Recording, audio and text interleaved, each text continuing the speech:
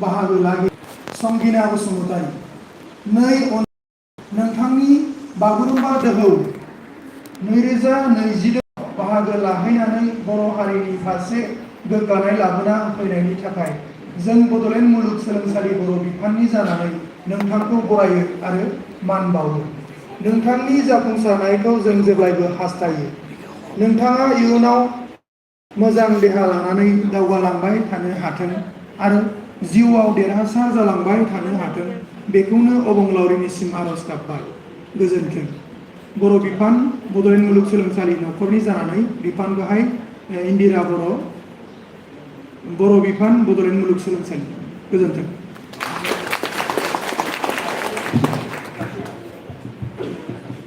साबायखर थाबाय डक्टर सिबिसन नार्जारी बिथांनिसिम दिनैनि हाबाफारिनि मान बिलाइखौ फरायथिनानै होनायनि थाखाय। जोंनि गेजेराव बिफानिनो सासे मेडाम सफैबाय। बिथाङानो जाहैबाय डक्टर रुपाश्री हाज'वारी, लेङाइ बिबुंगिरि। मेडामखौ गावनि सिनायथिखौ लानो थाखाय गुरैयै खावलायहरबाय।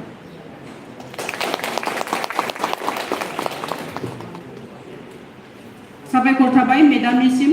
दा हाबाफारि बायदि दङ जोंहा मान बिलाइ गथायनाय एबा बरायनाय। जोङो सिमान लाखायो, जोंहा बिथांमोनखौ गोजोन होनो थाखाय जेबो गैया, खालिबोल' दङ जोंहा मान बिलाइ आरो आर'नाइ। बेजोंनो बिथांमोनखौ जोङो बरायनानै लागोन। दा हाबाफारि बायदियै गिबियावनो आङो बरायनो थाखाय लेंहरगोन संगिना बसुमतारी बिथांखौ। बिथाङा मास्टार ट्रेनार हिसाबै बागुरुम्बा दोहौआव बाहागो लाहैदोंमोन। बिथांखौ सिगां फारसे फैनो थाखाय गुरैयै खावलायहरबाय।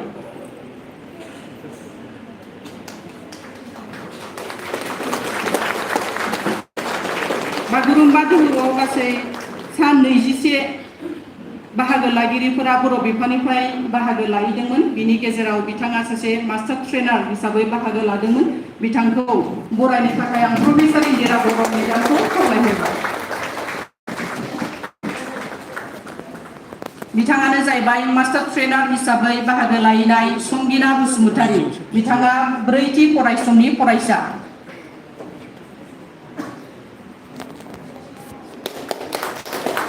साबायखर थाबाय। मान बिलाइखौबो मेडामखौनो गथायनो थाखाय खावलायहरबाय। बिनि उनाव दङ मास्टार ट्रेनार हिसाबै बाहागो लाहैबावनाय कृतिका ब्रह्म, 4थि फरायसमनि फरायसा। बिथांखौबो सिगां फारसे फैनो थाखाय खावलायहरबाय। साबायखर थाबाय मेडामनिसिम आरो संगिना बसुमतारीनिसिम। आरोबाव जोंनि गेजेराव सफैनानै दंबावो सासे बिफाननिनो लेङाइ बिबुंगिरि मानेस्वर बसुमतारी सारखौबो गावनि सिनायथिखौ लानो थाखाय खावलायहरबाय।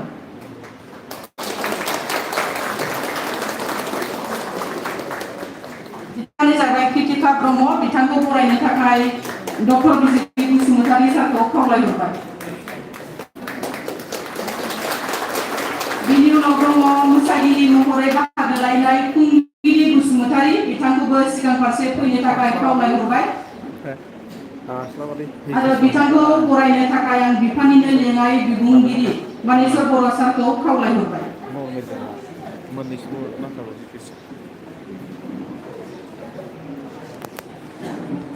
बिथाङानो जाहैबाय फुंबिलि बसुमतारी, 4थि फरायसमनि। बिथाङा मोसागिरि हिसाबै बाहागो लादोंमोन। बिथांखौ बरायनो थाखाय मानेस्वर बर' सारखौ खावलायहरबाय। लोगोसे मान बिलाइखौबो गथायनो थाखाय खावलायहरबाय। साबायखर थाबाय बिथांमोननिसिम। दानिया लेंहरगोन अनिसा बसुमतारी, 4थि फरायसमनि। बिथाङाबो सासे मोसाखावगिरि हिसाबै बाहागो लाहैदोंमोन। बिथांखौ बरायनो थाखाय आं बिफाननिनो लेङाइ बिबुंगिरि डक्टर लाइस्रि महिलारी मेडामखौ खावलायहरबाय। बिथाङानो जाहैबाय अनिसा बसुमतारी, 4थि फरायसमनि। मेडामखौ बिथांखौ बरायनो थाखाय खावलायहरबाय। लोगोसे मान बिलाइखौबो गथायनो थाखाय खावलायहरबाय। साबायखर थाबाय बिथांमोननिसिम। दानिया दङ सानरानि बसुमतारी, 4थि फरायसमनि सानरानि बसुमतारी। सानरानि बसुमतारी।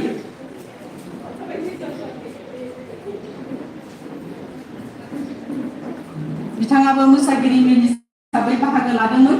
बिथांखौ बरायनो थाखाय डक्टर रुपाश्री हाज'वारी मेडामखौ खावलायहरबाय। बिथाङा सानग्रानि बसुमतारी ब्रैथि फरायसंनि बिथांखौ बरायनो थाखाय डक्टर रुपाश्री हाज'वारी मेडामखौ खावलायहरबाय। लोगोसे मान बिलाइखौबो गथायनो थाखाय खावलायहरबाय।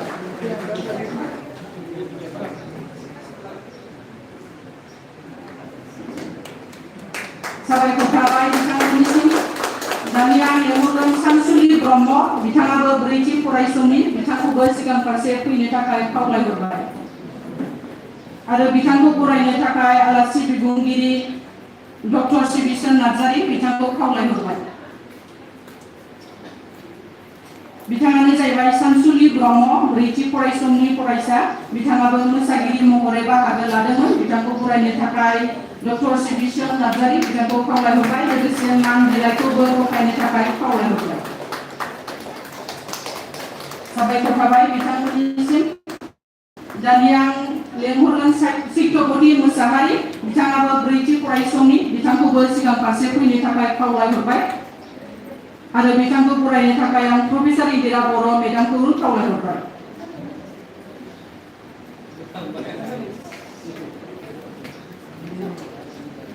बिथाङानो जाबाय सैत्यवती मुसाहारि, ब्रैथि फरायसंनि बिथांखौ बरायनो थाखाय प्रफेसर इन्दिरा बर' मेडामखौ खावलायहरबाय। लोगोसे मान बिलाइखौबो गथायनो थाखाय खावलायहरबाय।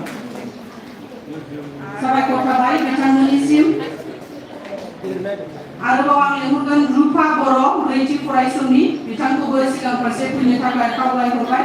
बिथाङाबो सासे मोसागिरि महरै बाहागो लाहैदोंमोन।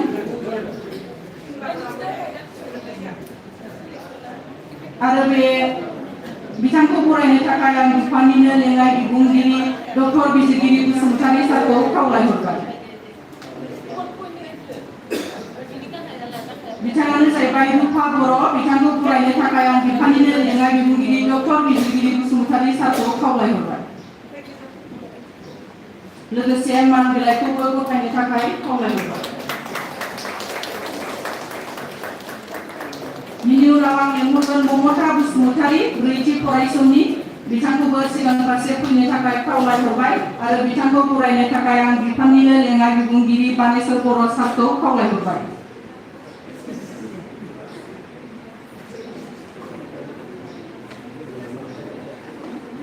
बिथाङानो जाहैबाय रुपा बर', ब्रैथि फरायसंनि फरायसा। सारखौ बरायनो थाखाय खावलायहरबाय। लोगोसे मान बिलाइखौबो गथायनो थाखाय खावलायहरबाय। साबायखर थाबाय बिथांमोननिसिम। दानिया आं हांख्रायगोन ममता बसुमतारी, ब्रैथि फरायसंनि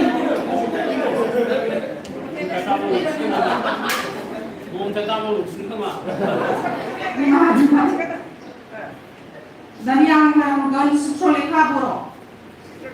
चित्रलेखा बर', नैथि फरायसंनि बिथांखौबो सिगां फारसे फैनो थाखाय खावलायहरबाय। आरो बिथांखौ बरायनो थाखाय डक्टर लाइस्रि महिलारी मेडामखौ खावलायहरबाय।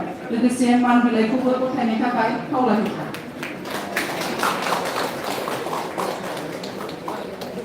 साबायखर थाबाय बिथांमोननिसिम। आरोबाव आं खावलायहरगोन लक्ष्माय बर', बिथां नैथि फरायसंनि बिथांखौबो सिगां फारसे फैनो थाखाय खावलायहरबाय। बिथाङाबो मोसाखावगिरि महरै बाहागो लाहैदोंमोन। बिथांखौ बरायनो थाखाय आं डक्टर रुपाश्री हाज'वारी मेडामखौ खावलायहरबाय। लोगोसे मान बिलाइखौबो गथायनो थाखाय खावलायहरबाय। बिथाङानो जाहैबाय लक्ष्माय बर', नैथि फरायसंनि। साबायखर थाबाय बिथांमोननिसिम। दानिया खावलायहरगोन कपिला बसुमतारी, नैथि फरायसंनि बिथांखौबो सिगां फारसे फैनो थाखाय खावलायहरबाय। आरो बिथांखौ बरायनो थाखाय आं आलासि बिबुंगिरि डक्टर शिबिसन नार्जारी बिथांखौ खावलायहरबाय। बिथाङानो जाहैबाय कपिला बसुमतारी, नैथि फरायसंनि बिथांखौ बरायनो थाखाय आं डक्टर शिबिसन नार्जारी बिथांखौ खावलायहरबाय। लोगोसे मान बिलाइखौबो गथायनो थाखाय खावलायहरबाय। साबायखर थाबाय बिथांमोननिसिम। दानिया आं खावलायहरगोन दिन्थिमा ब्रह्म, नैथि फरायसंनि बिथांखौबो सिगां फारसे फैनो थाखाय खावलायहरबाय। आरो बिथांखौ बरायनो थाखाय आं प्रफेसर इन्दिरा बर' मेडामखौ खावलायहरबाय।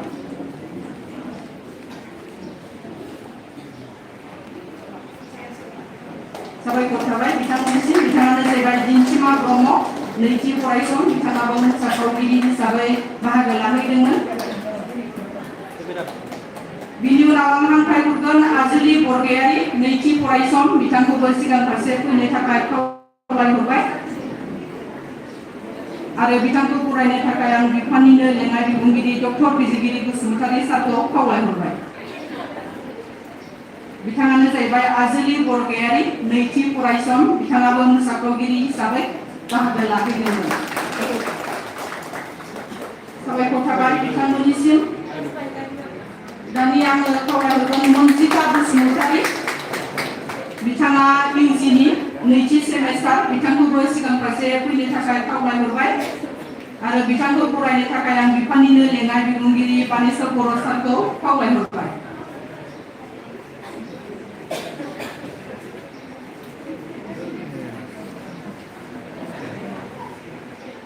बिथाङानो जाहैबाय मन्जिता बसुमतारी बिथाङा इउजिनि फरायसा। साबायखर थाबाय बिथांमोननिसिम। दानि आङो हांख्रायहरगोन सुदेमस्रि गयारि बिथाङा ब्रैथि फरायसंनि बिथांखौबो सिगां फारसे फैनो थाखाय खावलायहरबाय आरो बिथांखौ फरायनो थाखाय आं बिफाननिनो लेङाइ बिबुंगिरि डक्टर लाइस्रि महिलारि मेडामखौ खावलायहरबाय। बिथाङानो जाहैबाय सुदेमस्रि गयारि ब्रैथि फरायसंनि फरायसा। साबायखर थाबाय बिथांमोननिसिम।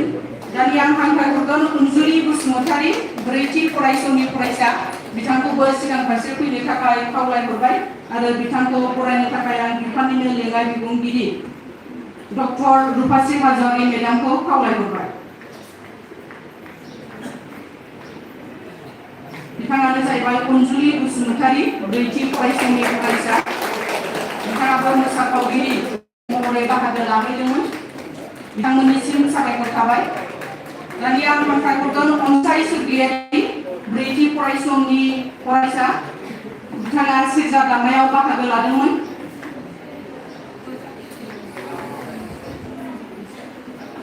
बिथांखौ फरायनो थाखाय आं आलासि बिबुंगिरि डक्टर सिबिसार नार्जारि बिथांखौ खावलायहरबाय।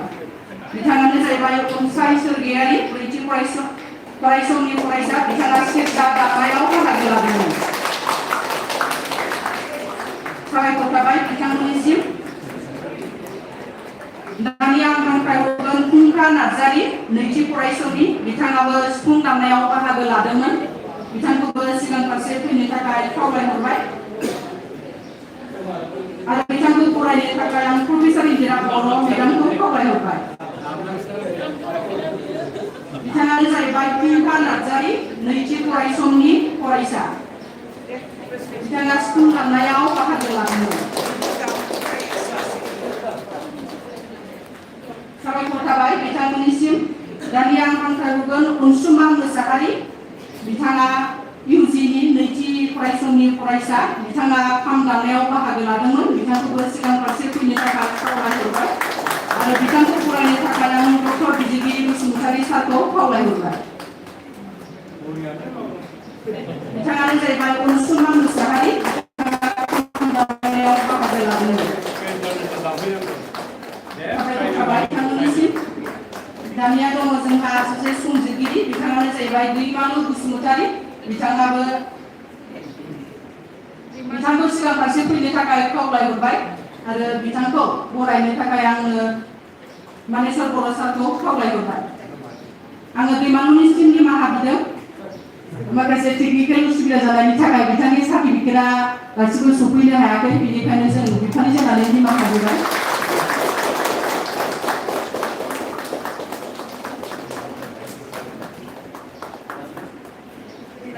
साबायखर थाबाय बिथांमोननिसिम।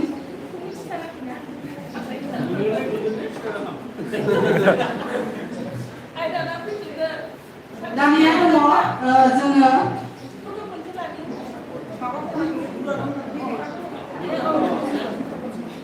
जोंहा 4 फेब्रुआरियाव जुबालायखौ सन्मान बान्था मोनगिरिफोरखौ बरायनाय जादोंमोन। नाथाय बे बरायनाय हाबाफारि जाफैनो हायाखैमोन बेनिखायनो बिथांखौ जोङो दिनै बरायफिननो थाखाय लेंहरफिनदों आरो बिथाङाबो सफैनो हादों बेनिखायनो बिथांखौ जोङो रोजा रोजा साबायखर थाबाय दा बिथांखौ बरायनो थाखाय आङो प्रफेसार इन्दिरा बर' मेडामखौनो खावलायहरबाय बिबेका नार्जारि बिथाङानो जाहैबाय 2025 मायथाइयाव जुबां लेखक सन्मान बान्था मोनगिरि बिथांखौ बरायनो थाखाय आं प्रफेसार इन्दिरा बर' मेडामखौ खावलायहरबाय लोगोसे सार्टिफिकेट गथायनो थाखाय मेडामखौ खावलायहरबाय आरोबाव दंबावो जोंहा डायरि आरो कलम बेखौबो बे अन्थोबखौबो मेडामखौनो बिलाइहरनो थाखाय खावलायहरबाय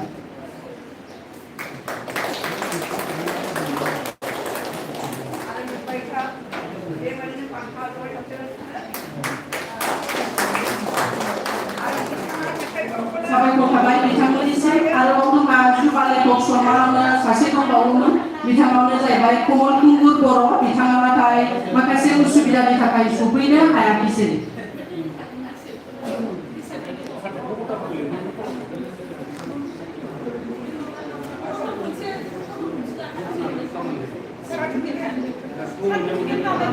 दानिया जा दङ मोनसे फट'